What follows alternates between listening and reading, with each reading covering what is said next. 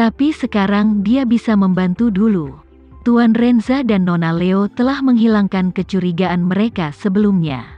Carol bahkan lebih bingung. Nona, jenis catur apa yang kamu mainkan?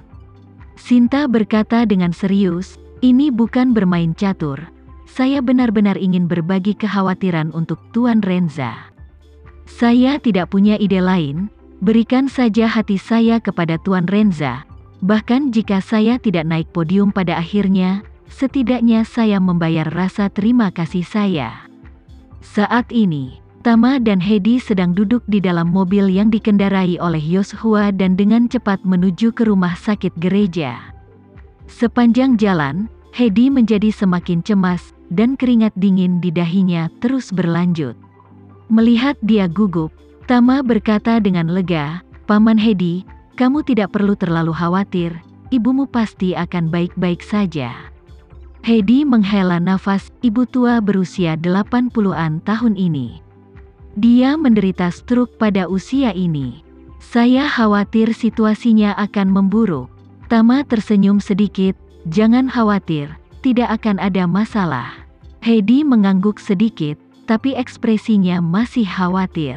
Yoshua dengan cepat mengendarai mobilnya ke gerbang rumah sakit gereja. Tanpa menunggu mobil berhenti, Heidi buru-buru mendorong pintu untuk keluar dari mobil dan berlari sepanjang jalan menuju aula. Dia datang ke meja perawat untuk menanyakan tentang informasi relevan ibunya, dan perawat yang bertugas dengan cepat mengetahui departemen dan nomor tempat tidur wanita tua itu. Heidi dengan cepat mengikuti instruksi dan berlari ke bangsal tempat ibunya berada. Ketika dia sampai di pintu kamar, dia berhenti dan mengetuk pintu dengan lembut. Suara seorang wanita segera datang dari dalam, silakan masuk. Heidi mendorong pintu bangsal dan melihat hanya ada satu tempat tidur di bangsal. Wanita tua itu mengenakan masker oksigen, berbaring di tempat tidur dengan sangat lemah, dan di sekitar wanita tua itu ada 3 pria, 2 wanita, 5 orang setengah baya, dan beberapa anak remaja. Ketika 5 orang setengah baya melihat Heidi di pintu, mereka semua berdiri di sana seolah-olah disambar petir. Salah satu wanita yang lebih tua bertanya dengan ngeri, Kak, apakah itu benar-benar kamu, kakak? Heidi melihatnya, dia tidak bisa menyembunyikan kegembiraannya dan berkata, kamu adalah Ratih? Wanita itu menangis ketika dia mendengar Heidi memanggil namanya. Dia buru-buru berlari dan memeluk Heidi, menangis, dan berkata, kakak, kenapa kamu kembali? Leo yang bermarga selalu ingin membunuhmu. Dan jika kamu kembali saat ini, jika dia tahu tentang itu, dia pasti tidak akan membiarkanmu pergi. Pria dan wanita lain juga bergegas saat ini, dan dia juga memeluk Heidi dengan erat, menangis dan menanyakan pertanyaan yang sama. Pria dan 2 wanita ini adalah adik laki-laki dan 2 adik perempuan Heidi. Ketika Heidi dan Bella kawin lari, kakak dan adik tertua masih belajar, dan yang bungsu masih di bawah umur. Dalam sekejap mata, 20 tahun telah berlalu, adik laki-laki yang saat itu masih kuliah sekarang berusia 40-an, dan adik perempuan yang saat itu masih duduk di bangku SMP kini sudah menikah. Selain adik-adiknya, 2 pria lainnya adalah 2 saudara iparnya, dan dia bertemu untuk pertama kalinya hari ini. Meskipun Heidi telah berada di Amerika Serikat selama bertahun-tahun, meskipun dia sering menggunakan email untuk berkomunikasi dengan keluarganya, dia belum pernah bertemu mereka selama bertahun-tahun. Meskipun keluarga tahu dia berada di pecinan New York, tidak ada yang berani pergi ke New York untuk menemuinya demi keselamatannya. Selain itu, mereka sekarang berada di Hong Kong, dan mereka semua adalah orang-orang yang relatif tingkat rendah. Mereka melakukan tugas mereka untuk mencari nafkah. Mereka tidak tahu banyak tentang dunia luar, dan mereka belum mendengar kabar bahwa Heidi akan diekstradisi. Karena itu, ketika mereka tiba-tiba melihat Heidi kembali, selain bersemangat, mereka lebih khawatir ketika Heidi kembali, guru akan membunuhnya. Heidi menahan air matanya dan menghibur mereka, kamu tidak perlu khawatir, Tuan Leo dan saya sudah menyelesaikan pertengkaran." Setelah itu, dia buru-buru bertanya, "Bagaimana ibu?" Saudara laki-laki Heidi menangis dan berkata, "Kakak, ibu sedang dalam keadaan koma yang serius. Dokter bilang dia tidak bisa bangun. Dia menelepon kami pagi ini dan memberitahu kami bahwa ibu harus berada dalam 1 atau 2 hari." Heidi bergegas ke ranjang rumah sakit ketika dia mendengar ini. Memegang tangan wanita tua di tempat tidur dengan kedua tangan, dia menangis dan berkata, "Bu, ini aku, Heidi, aku kembali untuk menemuimu. Buka matamu untuk melihat apakah aku baik-baik saja, Bu." Pada saat ini, wanita tua itu tidak memiliki kemampuan persepsi sama sekali, dan nafas hidupnya bahkan sangat lemah.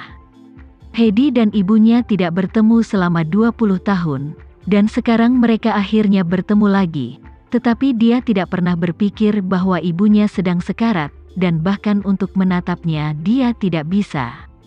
Melihat kembali kegagalannya untuk berbakti di depan orang tuanya selama 20 tahun terakhir, seluruh tubuh Heidi benar-benar hancur, memegang tangan ibunya dan menangis seperti anak kecil. Terpengaruh olehnya, adik-adiknya juga menangis bersama di depan tempat tidur ibu tua itu. Melihat ini, Tama mengeluarkan pil penyembuhan darah dari tubuhnya, melangkah maju dan menyerahkannya kepada Heidi. "Paman Heidi, pil ini seharusnya bisa menyembuhkan ibumu. Kamu bisa memberinya obat ini sekarang." Heidi melihat pil obat dan mengingat sesuatu dalam sekejap. Jadi dia tanpa sadar menyentuh sakunya, mengeluarkan sebuah kotak kayu kecil, dan berkata dengan sungguh-sungguh, "Tuan Muda Renza, saya masih membawa pil obat yang Anda berikan kepada saya sebelumnya. Dan ini, dapatkah obat ini menyembuhkan ibu saya?" Tama mengangguk dan berkata, "Ya, kakek saya sakit parah dan diselamatkan oleh pil itu."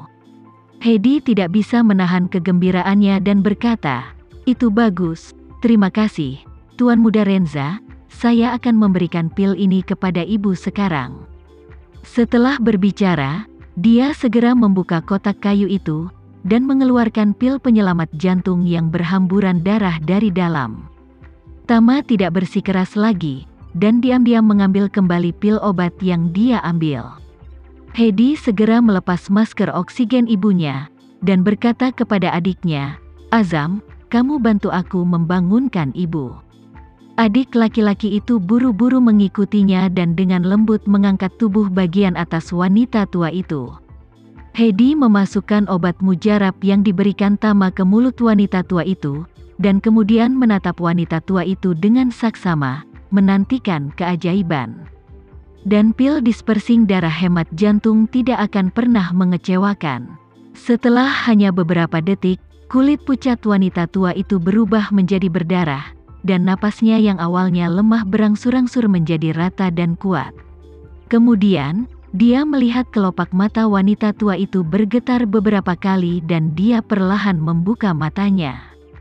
Mungkin karena dia tidak beradaptasi dengan cahaya secara tiba-tiba, dan wanita tua itu tidak bisa melihat dengan jelas untuk sementara waktu, dan dia berkata dengan samar, "Azam, aku baru saja bermimpi tentang kakak laki-lakimu." Dia kembali. Anak-anaknya tidak bisa berkata-kata karena terkejut.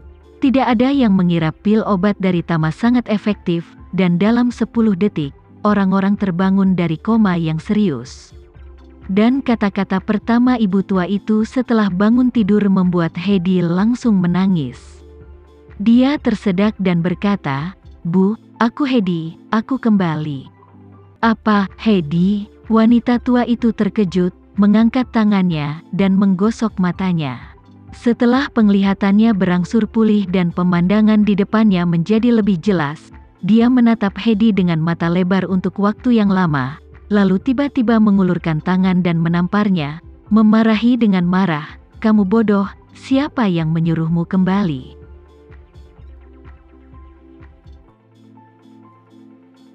Sekian dulu ya video kali ini, kita lanjutkan lagi videonya di lain waktu. Oh iya, bagaimana menurut kalian? Semoga bisa sedikit menghibur kalian semua. Untuk teman-teman yang baru nonton, jangan lupa subscribe ya, hehehe. Dan kalau teman-teman ada yang ingin gabung langganan, bisa langsung gabung saja untuk dapat fitur yang menarik dan sedikit membantu Mimin. Terima kasih banyak sudah menonton, sampai jumpa lagi, bye bye bye.